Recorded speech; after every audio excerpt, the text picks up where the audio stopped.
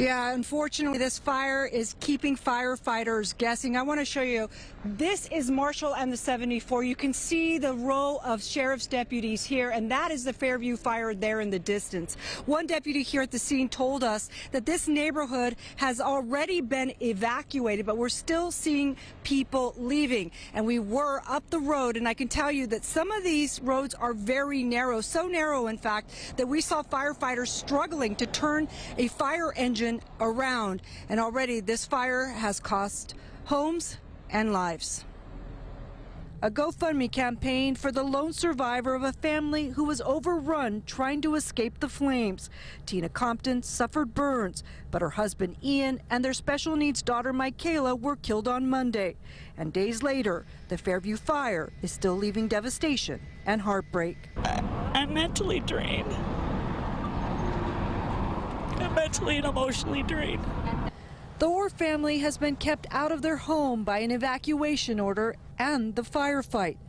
At least a news crew photo let them know their home is still standing, but when they can return is a mystery. Still a lot of anxiety, not knowing, it's tough. The Fairview Fire has doubled in size since Tuesday, driven by high heat and dry fuel. One flank is now pushing towards mountain communities. So now we have to make plans with resources, with individuals. That's where fire and sheriff's officials held a meeting, even miles from Hemet in Garner Valley. A giant plume of smoke towers over forest giants. So the fire is a few ridges over to the west of us. It is moving in a few different directions. Right now, this particular area is not under any evacuation warning or order, but we do want to be prepared and ensure the community understands what's going on. That's why people came from as far away as Idlewild, drawn by ominous skies and nagging questions. We've been through 2 of them in the last 4 years, so it's when they say get ready to evacuate, everybody gets on edge and waiting for the next news. It was pretty informative in what we're kind of expecting and potentially could happen versus what the rumor mill was saying. And CAL FIRE says for now, Garner Valley is safe, but the same is not true here in Hemet. You could see the row of deputies that were just here. Some of them are now leaving. They are in evacuated neighborhoods, making sure that no one goes in and also that looters don't go in.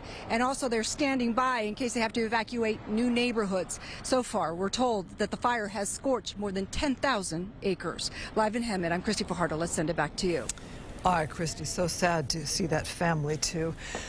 Update numbers here for you. CAL FIRE and the Riverside County Fire Department are reporting that the fire, as Christy just said, is over now 10,000 acres. 5% contained. There's an evacuation order in place for the areas south of Cactus Valley Road, north on Minto Way, north of Red Mountain Road, and west of the Forest Service boundary, and east of Sage Road. There are evacuation warnings for surrounding areas. There will be smoke and bad air quality as well.